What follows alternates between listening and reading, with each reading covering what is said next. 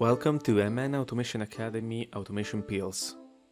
If you need a delay in your PLC program, use the TON. The TON has two inputs. In is the trigger and PT is the preset time. The timer's output Q will become true only after in has been true for the full preset time. The ET output or elapsed time will show you how much time has passed from when in has become true.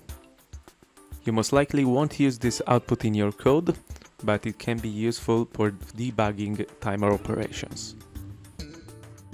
It's perfect to create sequence delays in your application.